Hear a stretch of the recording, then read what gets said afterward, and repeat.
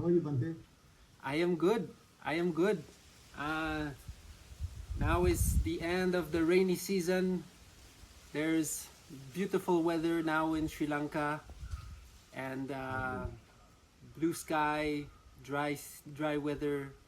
How about you, Shankar? Very well. I'm happy. Well, you look happy. Yes, I'm very, very happy. I'm doing good. I mean, I have a lot going on, but it's what it is, Mm, and it kind of goes on despite me, so it's okay. yes. So I think I see the joke in it, and I see the humor in it now. So Good. Very nice. Well, you look like you're doing very well. I'm really happy to see you. yes, likewise, Bhante. Yes, I'm doing well. Thank Mm, you for your words and your work, and it really helps boost myself on tough days. I think mm. that's I'm getting a hang of it. Good. Good. Well, that's a good round around the table. Um, Good to see you all, and well, I'm kind of opening the floor to if anybody has any hot topics they would like to start with. Uh, if Shankar has something in the Jen is saying sorry, just driving, so listening. Good, no problem. Thank you. And my my IT knowledge is gonna get polished as I go. And yeah, so anything's been on your mind lately, or what are we talking about today?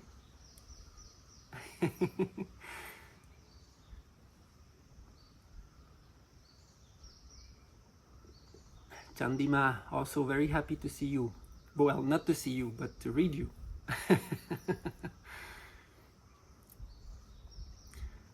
um, Recently, it came on the topic a few times. I was in Costa Rica and I was exchanging with a really good friend of mine in Australia, and I was saying I had a practice, a gratitude practice that I do every time I meditate, and it's been a really beautiful recollection for me lately. But still, even though meditating and like having your whole life dedicated to this practice, and I've been practicing working on my own gratitude for a long time. It didn't come that easily for me either. For a long time I was blaming everybody else except me.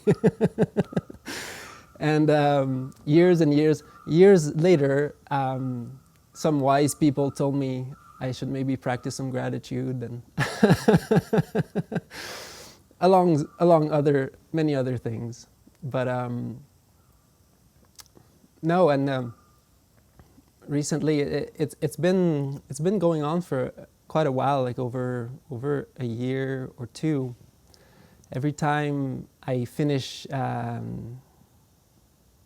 because I've done a lot of work on my own, feeling that gratitude and feeling, how lucky we are to have everything that we have, and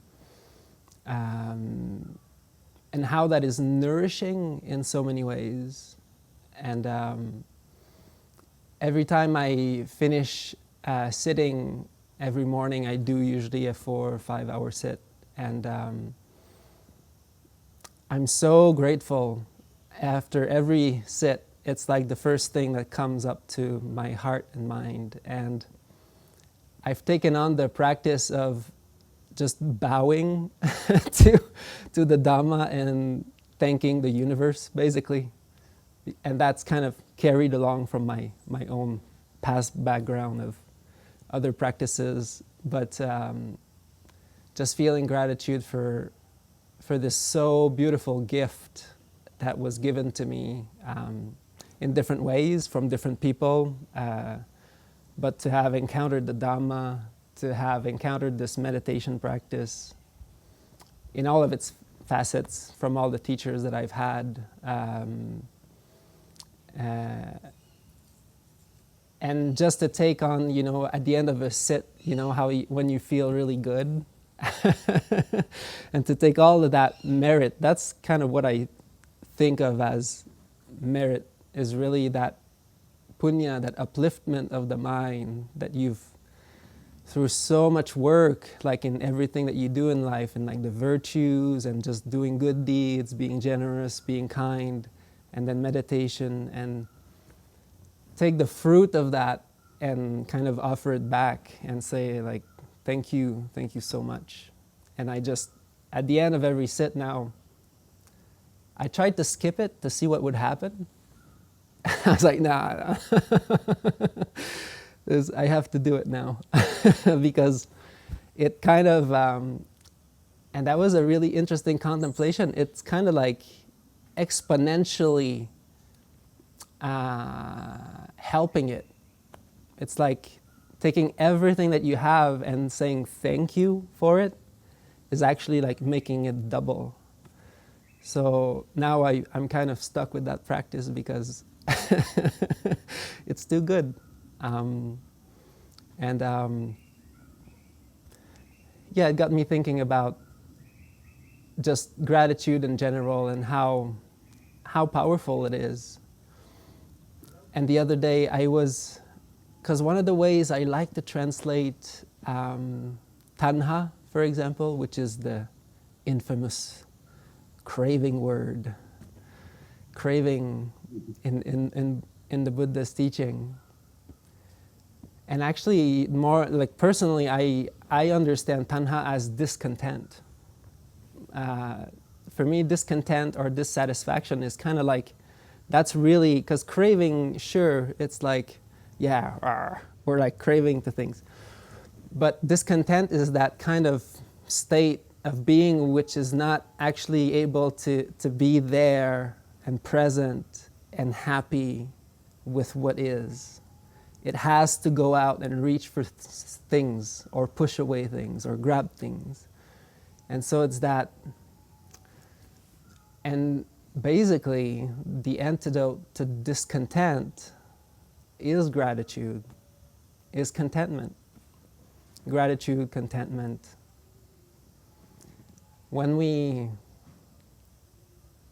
I think that's such a beautiful gift when we are happy here and now with our own minds and body.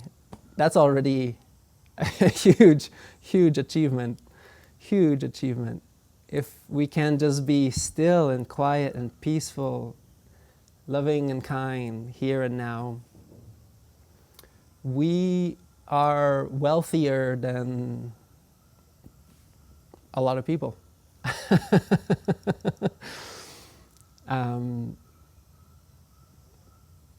It's such a precious thing because when you're happy, when you're grateful, when you're peaceful here and now with your own mind and whatever is happening,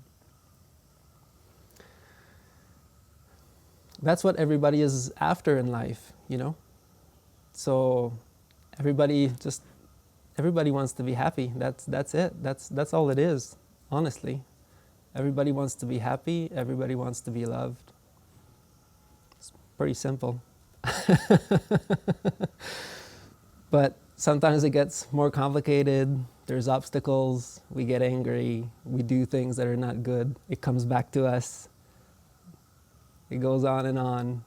And when we can break that cycle, one of the lines of the Dhammapada that I really loved is when somebody receives insults and does not react like a cracked gong. I don't know if you've ever hit a cracked gong or a musical instrument that's broken, like literally split. It doesn't sound at all. It just sounds like nothing. It sounds like a little ting. It doesn't reverberate. It doesn't kind of amplify the sound. It stops there. because it can't resonate. And when things hit you, and that's how you react, by basically not reacting and just staying still and quiet and loving and kind, then we have everything. We have, like the Buddha would say, this is the person who has mastered their minds has won a battle hard to win. And so I think that is such a beautiful contemplation, gratitude as the opposite of craving in a way. When we're grateful, we're just happy and quiet and still. And also as a force that is kind of, it's doubling up the goodness that we have. So when we're grateful, it's like things are even better. Even the good things are better. So yeah, that's my opening reflection about my little practice in the morning, bowing, saying thank you. I say thank you in my heart, and I really take time to actually feel it in my body, and really do feel there's that quality of humbleness also that is bringing a lot of calm and gratitude too. So that's, yeah. Any thoughts? I have a small question which bridge your reflection of this morning. It seems also in the practice, when you cross vitaka, vichara, and so on, you cultivate also the gratitude, as you said, or metta, or the wholesome mind. Sometimes it seems that also vichara, or how I can say that, it's more as the effort is decreasing, and you lose also a part of your reflection or your meditation. So if I try to keep the way in the meditation, of also in the daily life, you have always vitaka, vichara, piti, and so on, which come. But if you let really the meditation as objectless meditation to grow, also it seems that vichara decrease at some point. And for me, vichara is decreasing. It's also sati, which is decreasing. So can you give me some piece of advice about it? Your meditation or your reflection is more to accept the reality, to cultivate the gratitude, or to cultivate metta, to have lesser reflection, lesser vichara. And so for me, for example, what I felt in this case, that also my factor of sati is also decreasing. If I compare that with my meditation, sometime after some step, I see that the piti came, sukha came, and then I see that even in the daily life, the mind is very calm, very peaceful, with a good thanks for whole gratitude that we receive at the day. Sometimes it seems that it's blurring the mind also. Yes. So when there is not an object... It's a reflection that I see. Yes. Yeah, exactly. Yes. Yes. Well, merci. Objectless meditation can be difficult during day-to-day life. That's the thing. Because when we have some momentum, then it can keep going into our lives, and we feel like, okay, we are doing good, the mind is clear and still for some time, and then as we get involved, it's difficult to maybe maintain in a way that is. But when we go back and sit, then the joy comes back, the happiness, the piti, sukha, and then the mind is uplifted and sharpened again. And when that happens, the mind it becomes collected. That's just the sequence. Sukhino chittang samadhiyati.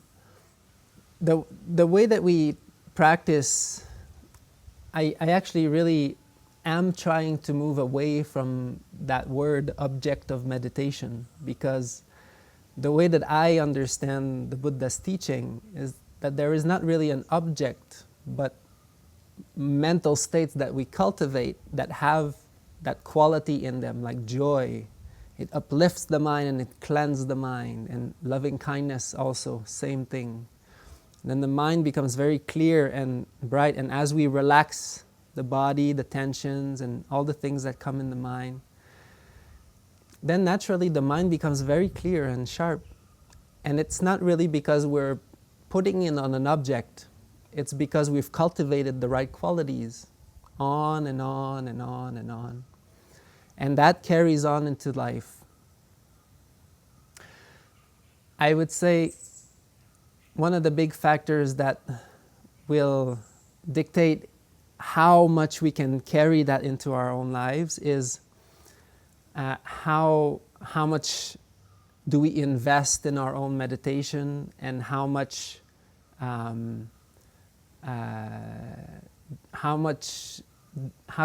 dedicated we are to our practice. So sitting or in everyday life. When the stronger the island, because I kind of see it as an island, as we meditate and we cleanse the mind, we make a very beautiful, strong, clear, still base for the mind. And at the beginning it's a small island and it comes out of the water a little bit. And as we practice, it gets bigger and bigger and bigger and bigger. And we can always go back to that place. So the more we practice, the more the island gets bigger, and the more stability we have. And we can usually more and more access that kind of neutral stability that is kind of objectless, basically. It's a quality of the mind that is just developed or purified, very wholesome. And then again, in carrying this in our day-to-day life, yes, I saw a raised hand. Sarah, was that on purpose? Yes, I don't mean to interrupt though. I had a question when you were ready after your explanation. Yes. Yeah. That objectless samadhi, objectless meditation, I really see it as something that gets developed more and more in our lives. And usually, the retreats that we start with, we kind of teach the basics. We have to go through some really, really essential basics. People have to understand how the mind works, how to uplift the mind, how the hindrances work, how they arise, how we take them personal, and just laughing, not taking it personal, is just a distraction. And then once we get more and more used to that flow, then we start to really, the mind starts to bloom. And once we do that for a long time, many retreats, then there is that island that starts growing, that mental impression that starts really taking hold in the mind. And it gets easier to see what's arising and to not take it personal.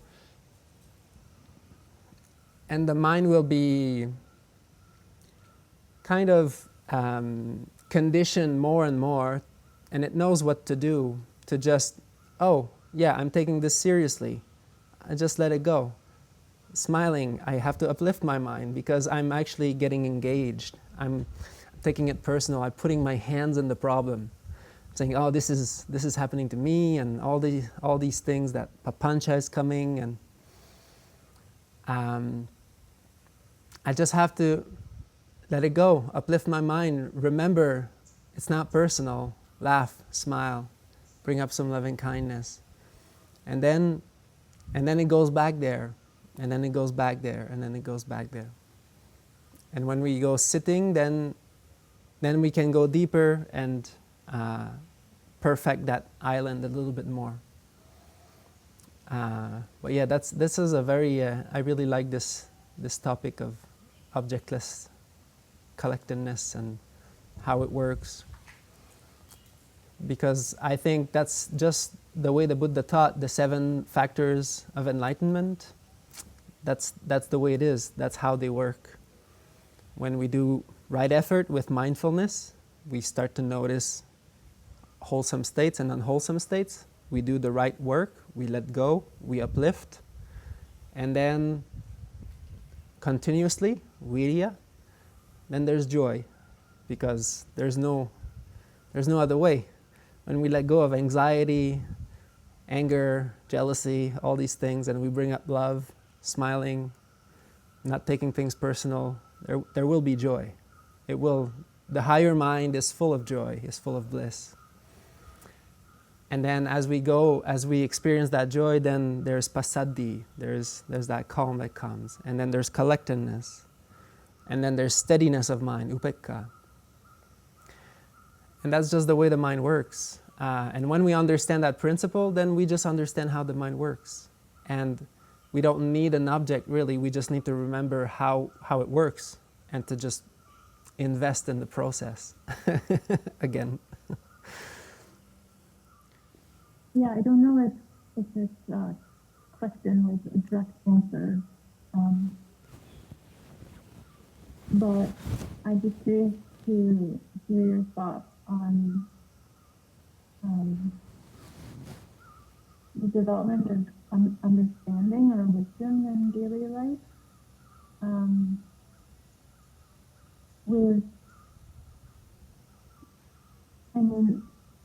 With the Brahma Vihara, this process of letting go of unwholesome states and cultivating the Brahma Viharas, that offers a temporary relief from whatever is pulling at the mind. But there are underlying tendencies or habits of the mind that keep coming back, maybe, even over years. And even when practicing the Brahma Vihara, it can keep coming back. And so it seems to me that sometimes a little bit more understanding is required. And sometimes I wonder if, just let's say judgment, some kind of judgment comes up in your mind because you have a belief about the way things should be. Mm-hmm. And you have this critical mind coming up. So you could,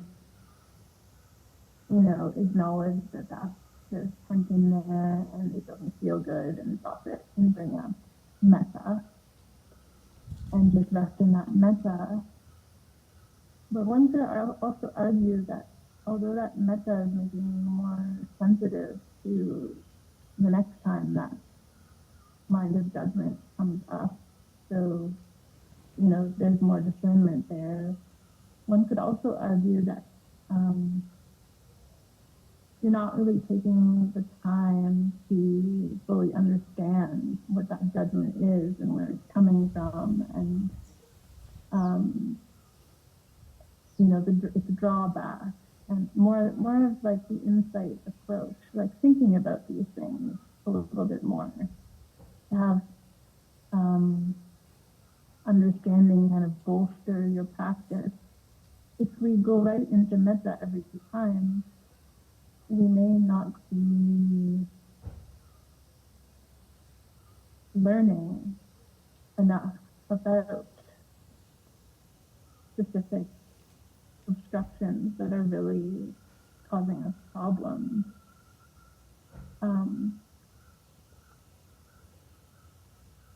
So I guess I just wonder what you think about that idea. Do something with that. And also, I'll just leave it there for now. Sorry, I didn't want to interrupt your second line of thought. But anyways, maybe I can launch off on this, or... Yeah, I'll leave it there for now. Okay. Yeah, I totally agree with you. And one of the things that I want to be doing is I'm doing a spoiler alert, but I want to talk more about samatha and vipassana on retreat also, and how that connection works. And because it's especially strong nowadays, that kind of understanding of samatha vipassana. The Buddha didn't talk about it that much, which is kind of funny, but he did talk about developing discernment or wisdom a lot. For me, when I teach, I kind of explain the path in there's two sides, because I try to boil it down to its more simplest representation. And it's like the two right intentions of like letting go, nikkama, and uplifting the mind, or like developing things that are not ill will or things like that, like a heavy and hard mind. And I kind of boil it down to these two intentions, but really the Buddha said there's also delusion or wisdom, discernment. That is one of the right intentions. So I think it's also that's where that comes in, and that whole aspect of discernment. And I think it's really important for us to cover the basics of meditation. Like that basis has to be strong, like understanding how the mind works, how to uplift it, and all these things. And that's kind of what I focus on retreat. But like you're saying, that's not the whole practice at all. It's really not. There will be things that come, and you need to inquire more, for sure. And when I say you, I say me, I say everybody. And honestly, for me, because I like simple things, and in the Buddha's teaching, everything boils back down to the Four Noble Truths, like in the simile of the elephant footprint, like all the animals' footprint fit inside the elephant's footprint, because the elephant's footprint is kind of bigger than all of that. They're including all of them in it. Well, it's the same thing with the Four Noble Truths. And using the Four Noble Truths as a template, I think this is what the Buddha is kind of asking us to do, or helping us understand, is whenever we have, now you also mentioned kind of underlying tendencies that are quite persistent or things like that, and I have those too. Everybody has them. We have different inclinations, but we have most likely similar attachments or habitual tendencies. for me, that's when I really, I suggest to take some time and to go through a few questions in the mind and to ask, okay, so like, is this pleasant, for one thing? The first, if you're looking at the framework of the Four Noble Truths, is this pleasant? Usually you'll feel it in your body. It's not. Because if you're thinking about it, it's because it wasn't a pleasant experience, or you feel like that is just coming over and over, like fear or anxiety or anger or whatever it is. And then you take a moment and you just like feel it in your body. Like how does that feel? How is that making me feel? Like that I have like that, like fizzy gut, or like a tight abdomen, or like my heart is kind of I don't know how to say, like it's kind of like a tweaking or something, like it's pinching, all these bodily sensations, like paying attention to that and how that feels. And it's like, okay, that's kind of like the first step. It's like, how does that feel? It's not so good. Okay, good, great. Now what? And then just staying with that and thinking like, what does that come from? Like, what is that? Like, what is it? Oh, well, that's because I'm attached to what somebody's saying, or about me, or about somebody else, or somebody who's done something, or an event that happened. I'm attached to that thing. And just thinking like that, we're kind of preparing ourselves. It doesn't mean that it's going to go away or anything. But just first to recognize, we've got some friends. Sorry, someone just knocked at my door and opened it and said hello. Great. Great. So just recognizing like that it's not a pleasant sensation. First of all, that's really helpful, because the mind, when it recognizes that, the mind will be like, okay, yeah, I kind of need to deal with this. Because usually the mind, the first reaction it has is to push it away, or to kind of try to find something to put over. That we're really good at that. Or just gonna do something else, or but to just spend time with that and to feel like, where is that coming from? What's the cause, basically? And then, okay, so what can I let it go? That's the next one. Can I let it go? Can I calm that? And then sometimes you can relax it in your body. It's not really going to go, and perhaps it needs a little bit more understanding. And that's where I think the link with nibbida and viraga is quite helpful. At some point, independent origination, at some point you'll get wary of it, because that's the nature of, at least when we're aware of something that is not going well, and we're acknowledging it and we're staying with it, and we kind of see where it's coming from, what it is. Then at some point the mind will just say, that's enough. You know what? That's enough. And we're never going to get there if we actually distract ourselves. Like, so we basically have to stay with it and question it, or like look at it, investigate. Is that pleasant? Where is that coming from? What is it? And can I let it go? And as we practice that, we'll start to notice that, yeah, that's an attachment that we have, that we're holding to something else that is outside of our realm. And at some point,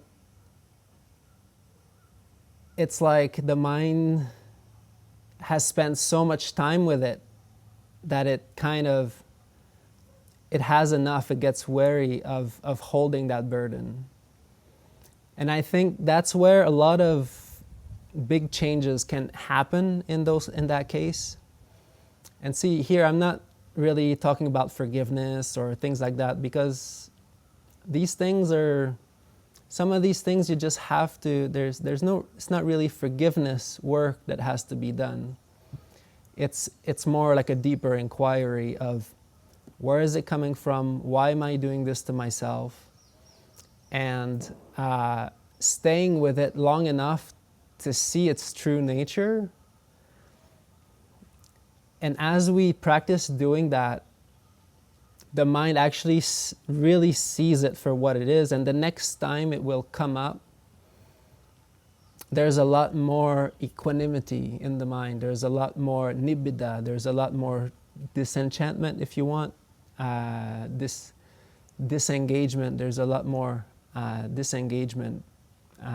The mind, it has seen it and felt it long enough that it just doesn't want to engage with that anymore.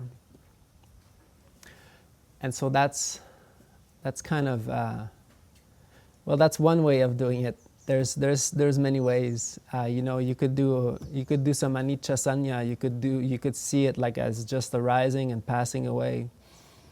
But again, I feel like that would just bring again a little bit the same end result as if you were to just do the practice. For example, you might not understand that problem deeper. You're just going to see it arising and passing away, and then at some point it's going to pass. But if you get a little bit more interested into it and really ask yourself, like, what am I attached to? Like, what's my attachment right now? Like, what is it that I'm attached to that's making me, causing that to myself? And by staying with it for long enough, and your mind might go through like, oh, this person, oh, that event, and then it's going to go through a few things. And then sometimes, like, I ask myself, like, is that really something that I want to carry forward into my life? Is that really something that I consider that will help me, in anything that I do? Like, kind of asking these questions to really try to identify it and to understand it really at its core, its true nature. And it could be different questions that you're asking. But I think doing a little bit of vipassana and trying to see that attachment for what it is, and asking yourself, how is it coming up? And how beneficial is it? Do you really want to have that right now in your life? Do you really want to experience this? And I feel like my mind at some point kind of really gets it. At some point it feels like, okay, that's enough. Like, I've had enough of this. And for me, that's my own words for nibbida and then viraga. When the mind hits that place, because see, that's the transcendental dependent origination. And so the beautiful chant that you've done, Saddha Pamoja Piti, and then it goes to Yatha Bhutanya Nadasanang, seeing things for what they are, spending time there. But if we don't do the bottom part, the Saddha Pamoja Piti Sukha Samadhi, then we don't have the power of inquiry that is required for that vipassana place, right? So we can't see it deeply enough. And sometimes it's a matter of not just one time, it's a matter of I'll be sitting, and then one day it's gonna come up or something, and then oh, I look at it, and then a few days go, my meditation is not as good or something like that. It's not the same. And then at some point, it comes back around, because these things are hindrances and inclinations, the way we react to things. We need a contact for it to arise.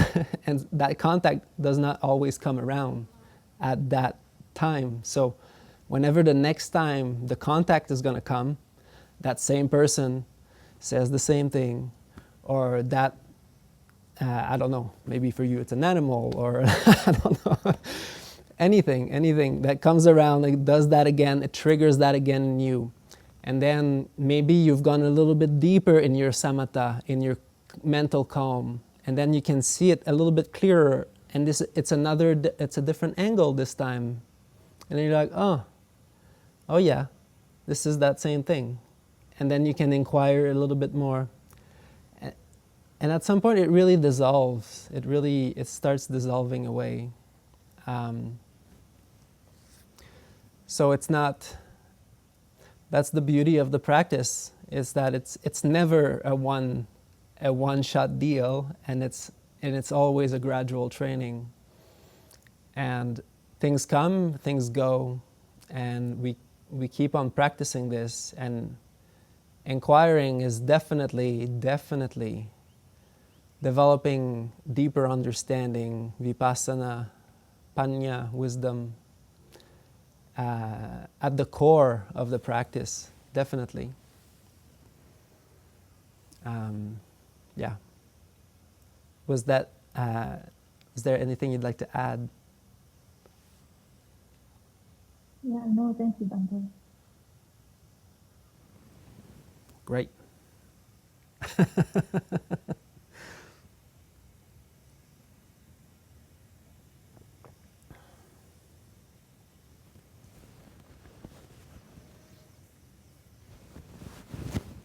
I had a thought, Bhante, while I was listening, and I feel like when I'm meditating, I feel like I have the opportunity to watch the greatest show that I'm desperately trying to get into. So, so there's this show going on, right? Yes. Like it's episode after episode after episode after episode. It's a never-ending series where full of complications and drama and action, reaction, and I have no part to play in this, and it's going on, and I'm trying to get into the show to change the plot and to change the course of the drama, and there's more drama on account of that, and so I kind of found it very funny that when this is what's going on.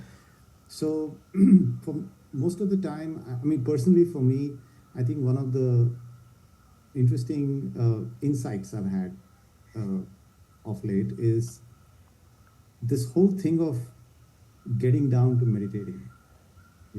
There's this, so sure, there is that right intention and right effort and all that, I get it, but there's this whole thing of sitting down and meditate, and half an hour into my meditation, and I'm asking myself, where are you going? So, like, I'm trying to go somewhere, I'm trying to get somewhere, and it's really nice to catch that, because somehow all of it just quietens down then. Like sometimes when I get that initially for myself, even when I'm working, when I get that whatever is going on, it's not even required to look into. I just know it's none of my business. And the mind gets really quiet. And on the few occasions that I don't know what stage it is and what it qualifies as in terms of the dictionary, but or the nomenclature, but it's just very quiet, and I can witness the phenomena of movement as thought, and kind of see it just pop like little bubbles here and there. It's fascinating, and and initially I would get really excited about it, like, oh, this is really cool. It's like another wonderful thing to happen, so let's like juice it, and then I'm like, I get off the surf, like, so this is what's been happening, and I just catch myself just laughing about this impersonal intentionality to get somewhere. Like, I'm in a hurry. I'm always in a hurry. I'm trying to get somewhere, get something done. One of my inherent tendencies I've observed is when I'm just sitting quiet and looking at it, I'm always in this place of, what is it that I have left to get done? There's something that needs to get checked and ticked. And so my mind's like kind of searching for things to do. And it appeared to me that it's sort of linked to a certain identification that I have about being busy, and being busy is my way of controlling things. Like, if I make some money, I make a movie, or I earn this or earn that, I get some status. And if I have status, then I can control things. Now, this is inherently a false belief, which I got. And I got that there is no self in it too. And it's very useful now to recognize that when I'm in my working life, because when you're working, there's so many things to distract you, as you know, and there are all kinds of stimulus, so to speak. If nothing else, there are people around me who are just so tense and angry or upset. And there's a part of me that wants to help them, but I know I can't. This is not the time for me to help them. I have to get this work done, so how do I do it? And there's always this moral quandary, ethical quandary, whatever it is. And I get that all of that is just happening. So what I've been doing is that I tell myself, okay, if I have about 40% energy, then I'm good. I can be aware, I can be mindful, I can be spacious. But if I go below 40%, I take a break. I just pause. I call for a timeout. I don't push it, because it's like running on reserve, and it's just not going to work. So that 40% I have a sense of within me. So if I'm 40 and above, I'm abundant, no problem. But if I get mixed up, drop down to 40, I just pause, because I don't want to say something that's untrue. I don't want to, through speech and action, I don't want to be unwholesome. And so I just stop. And that has actually been helping me a lot in recharging myself, so to speak. I mean, I'm just sharing from a very practical standpoint, because I got to get work done, I got to feed the kid, I got to walk the dog, and I also have to live my life, whatever that is. So there's so many things, and it's amazing. It's amazing how it's nice to see my own incarnation. Great. Like, yes. That's how it is. Like, that's how I am. So there's nothing to be done in the sensory world. The sensory domain that I live in, there's nothing to be done or fixed or changed. It's the greatest show in the world. Awesome. And if I can just be aware enough to not get into it, I'm happy. You have to stay behind the camera, Shankar. That's right. I want to be a star too. So it's yeah. But it's nice. It's been interesting to look at it from these angles, and I feel like I can be quiet in a quiet mind, even if I'm in with people. And the other thing about this whole thing about status, I was saying, like credibility. A lot of the credibility I received in my life was given to me. Like, somebody says, oh, he's a good boy, or he's a good husband, or he's a good father, and he's a good friend, and so and so. And you receive awards and accolades saying you won this and you won that. But I realized any credibility that is given to me can be taken away, because people are moody, right? So they give you something and then they take it away, and then it kind of is very confusing. So I realized that in a sense, the credibility, so to speak, in terms of Dhamma, is when I'm truthful, in the sense I'm aware that I'm holding on to a false belief and how it's injuring me. So if I hold on to a false belief which is injuring me, then I'm breaking my precepts. And that's when it helps me to keep the precept and let go of the false belief. So that's another understanding I had. That's how the precepts have been useful. Good. Wonderful to hear. That's great. Yeah. So that's on that, yeah. That was really a good timing. It's great that Sarah started with her question with the line with the samatha, bringing deeper inquiring to vipassana. And I think, Shankar, you're like the perfect example of someone, in the textbooks. There's people who make progress by using samatha to inquire into vipassana and inquire more. And then some people use inquiry and vipassana to get more calmness of mind, samatha. And I think that's exactly what you were describing. When we inquire more, some people are more inclined, like you are, to inquire more deeper into things. And the mind also calms down, and it's great. Yeah. Wonderful. That's great to hear. Perfect example. Chandima had a raised hand. I don't know if you still have a question. Teruvan Saranai, Bhante. Teruvan Saranai. Can I ask the question? Of course. Bhante, when I meditate, I frequently feel a tension and tightness. And the more I try to get rid of it, the more it becomes, and most of the times, even in the daily normal life, I feel that tension. And I don't know how to relax, Bhante. I used to participate in the retreat coming in next week, and hopefully I think I would be able to relax. Yes, we're looking forward to see you. And sometimes it's not easy.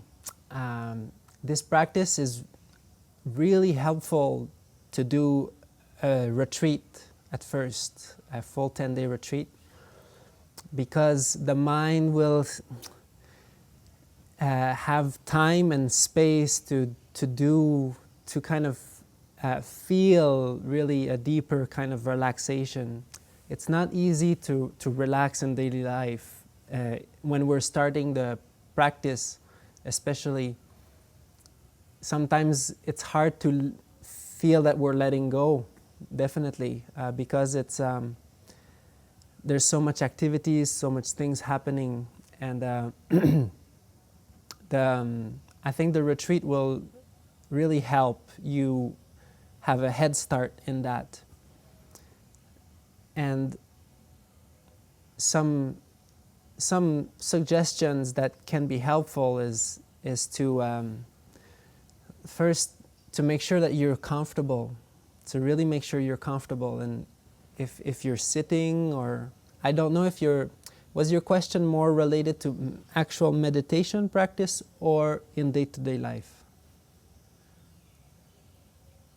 Bhante, it is related to meditation practice. Okay, good. And when I meditate, yeah, I feel as if some other mind is commenting on what is being done at the moment, like. Yes. So one part of the mind is trying to meditate, the other part of the mind is trying to say, hey, what are you doing? Is that what it is? Exactly. So as I'll be explaining more of that during the retreat, but the mind that is kind of saying, when you're meditating, when the mind is saying, so what do you think you're doing? You know, what are you trying to do here? This is just a distraction. It's a way that the mind has been conditioned in our day and age, in the social cultural context in which we live in. We live in very busy times, and you know, for me also, where I grew up is like, you get a job, you know, you make a living, and that's it. You work for what you want to do, and of course that works. But if you don't, that develops a kind of a voice in the head that says that what do you think you're doing when you're trying to relax and meditate, because it's all about doing. It's all about doing things. And I was reading a really good quote from Thich Nhat Hanh recently. I can't remember exactly what it was, but it was something along the lines of, nowadays we're so pushed to think that it's all about doing things. That's how we accomplish things. That's how we get status, like Shankar was saying, and that's how we, you know, we make up for our lives. But we often forget that it's the way that we are, the way that we live. It's about being. The way that we are is going to guide us to how to do things properly and how to take action based on who we actually are, what we really want in life, and take the time to be grounded, be settled in our being,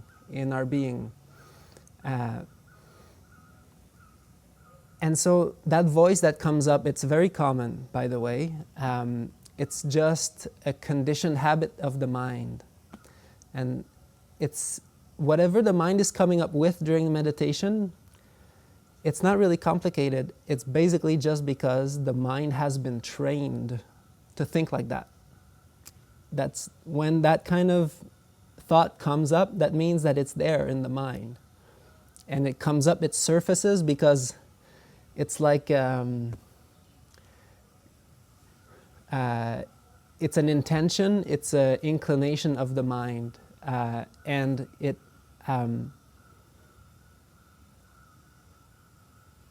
surfaces because it's used and it's trained to surface all the time.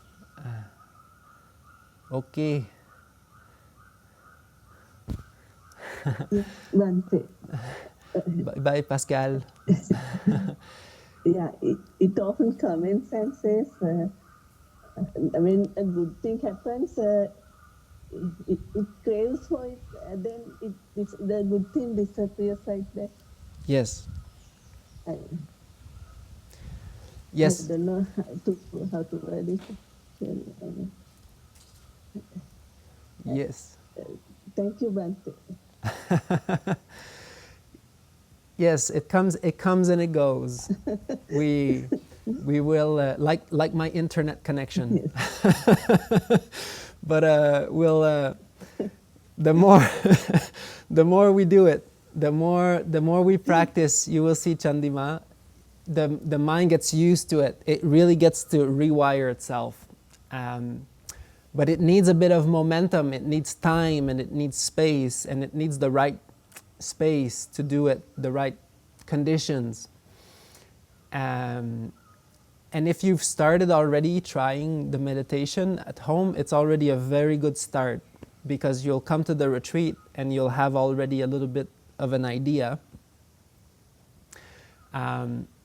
at some point, these conditionings, we really get to see them for what they are. See how they bring that little tension in the head. It's like, or wherever in your body. You'll start to notice how they bring that kind of discomfort in the body, and to soothe that, to loosen up, to relax that. And when you do that, you'll notice that they actually, they go. These thoughts that are saying, what do you think you're doing? Just wasting your time, or you could be doing this right now. You could be efficient. But in reality, that is just a conditioned habit of the mind, and it will drop, it will go away as we slowly go deeper into the mind and break free from that. Very good question. Bohoma Hondai. Hondai prasne.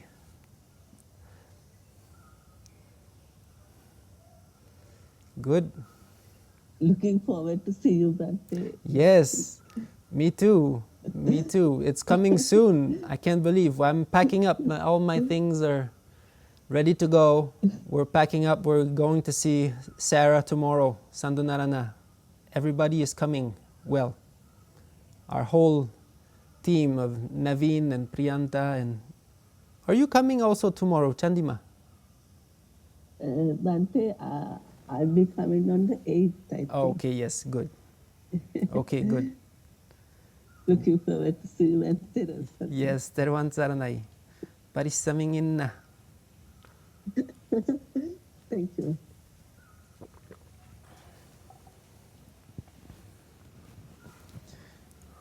Okay. Wonderful. Yeah, well, I think that was Shankar answered Sarah's question really well. So I'm glad about that. I think that was a really nice exchange there. Because I think we often forget that too, that deeper discernment and wisdom and inquiry can bring a lot of mental calm. And that also is definitely part of the practice. When I was trying to explain earlier about the disenchantment, or like just the disengagement that the mind experiences when you stay long with something that is unpleasant, you try to understand what it comes from. That point where the mind detaches, when it has enough, it gets wary of it, it's really boom. It calms down a lot.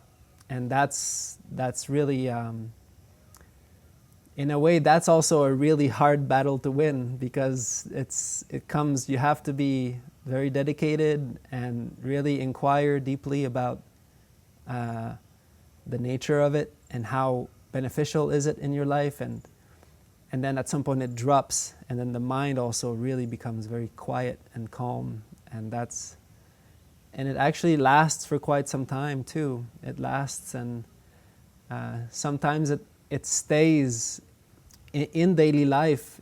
Those are the moments that are actually quite powerful, because the mind really shifts. It really starts to see something that was not right. It turns it around completely, and in daily life it changes things too, because you start to have a lot more equanimity. You're not willing to go in front of the camera and do all these things again. You're like, oh no, okay, I've learned my lesson. I'll stay behind the camera. So yeah. Yes. Wonderful. Do we have any more lines of inquiries, or? I was saying that there's one more thing that occurred to me as you were speaking.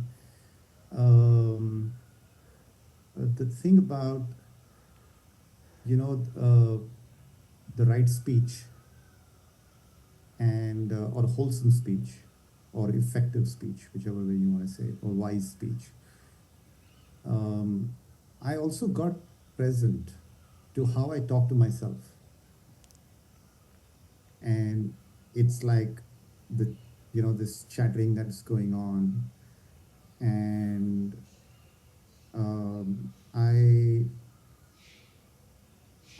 I'm able to hold or expand the spaciousness to hold that as a way of, you know, I don't know, as a way of caring for a part of me that seems to be very hurt and angry, maybe. And I don't know what that part is. I don't know what shape or form it has. I do know what kind of a personification it has. It can remind me of 8-year-old me or a 12-year-old me, and all that stuff is fine. But what seems to be useful now is to see that when I am able to be restful with that part of me, I am restful with anyone who is speaking harshly. And I find myself being very alert and attentive rather than tuning out in a conversation. And it has also happened that people around me have calmed down simply because I wasn't reactive, because I could see that whatever they were saying or doing was part of their phenomena and whatever they were dealing with, and I could have compassion for that. And there's nothing to be done about it other than just be there and wait for an opportunity to actually discuss what is the real matter. And sometimes it takes an hour to get to a simple thing like, what are we talking about? So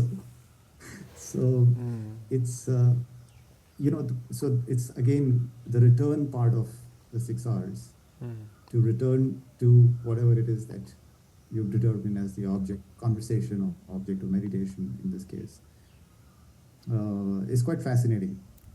It's very, it tickles me that it's pretty simple, and the simplicity of it is striking, is what I felt. Wonderful.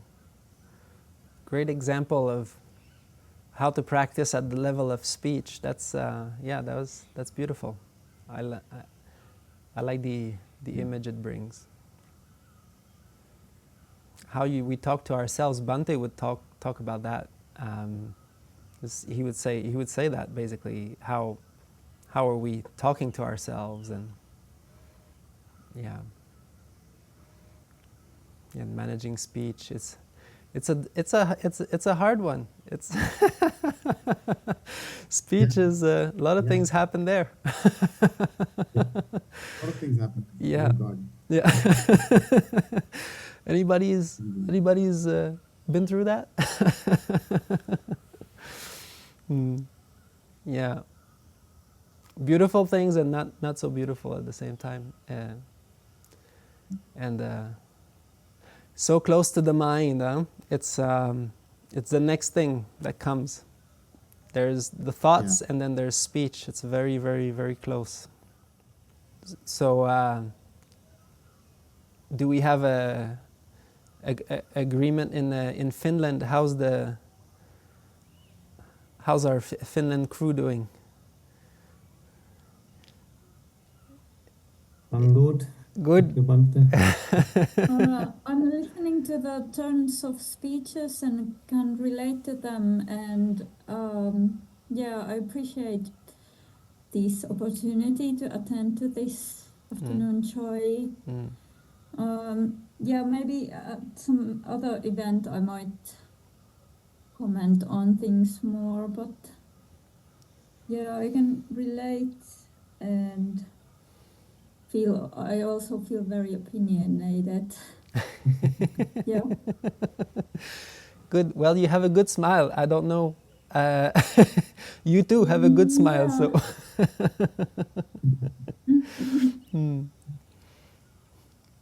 How's the winter? Not too harsh, I hope. It's near freezing. Like it's snowing now. A little bit freezing. Yes. but it was a little bit over melting lately. Oh, Yeah. oh, good. So but there's snow. We can see snow right here. It's snowing. Ah, beautiful. Yeah. So say greetings to Kaisa. Ah, yes, wonderful. It's coming to the retreat. Yeah. Great, yes. Wonderful. I just wanted to check in with both of you and make sure that you weren't feeling left alone and Thank you. include Yeah, you. that's nice. And Just the typical Finnish silent. yes, wonderful.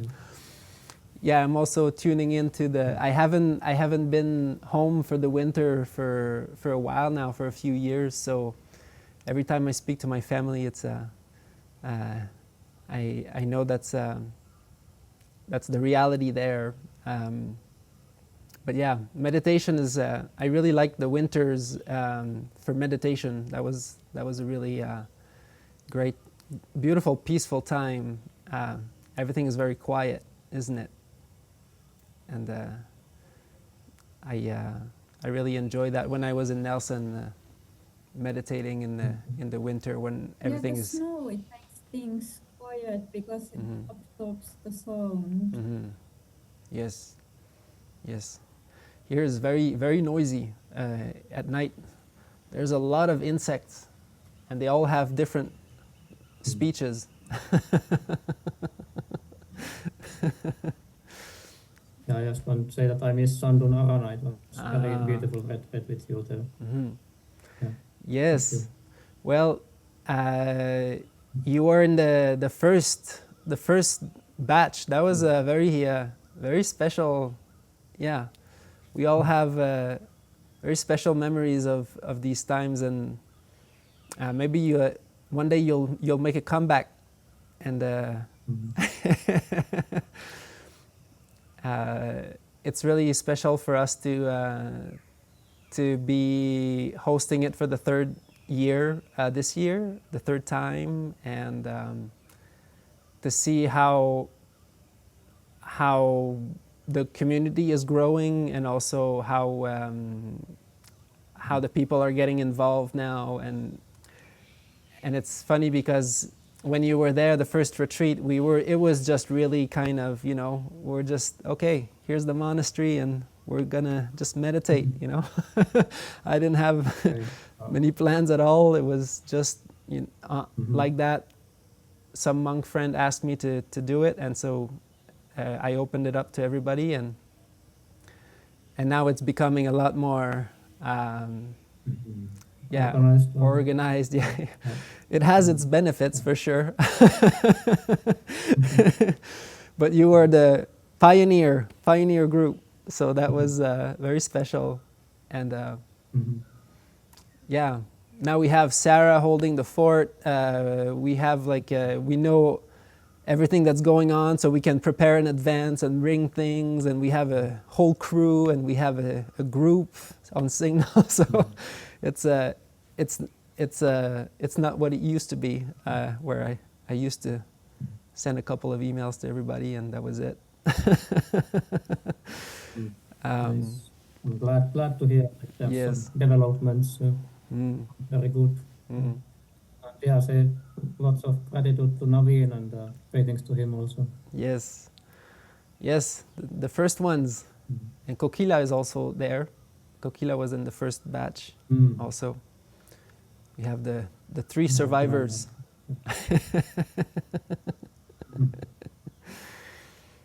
Wonderful.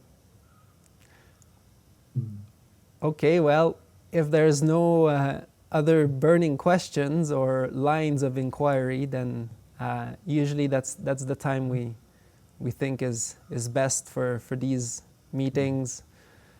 Well, wow, it was really amazing to see all of you. Thank you all for coming. Such a beautiful time and great conversation.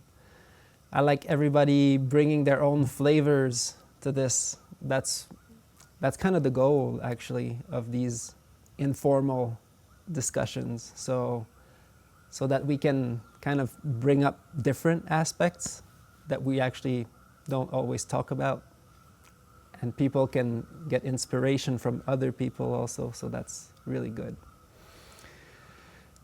All right, so let's share our merits and let's be on our merry way. May suffering ones be suffering free. Thank you. And the fear-struck fearless be. May the grieving shed all grief, and may all beings find relief. May all beings share these merits that we have thus acquired for the acquisitions of all kinds of happiness. May beings inhabiting space and earth, devas and nagas of mighty powers, share these merits of ours. May they long protect the Buddha's dispensation. Sadhu, sadhu. Thank you all for coming. Thank you. Yeah, have a good retreat. Thank you. Thank you.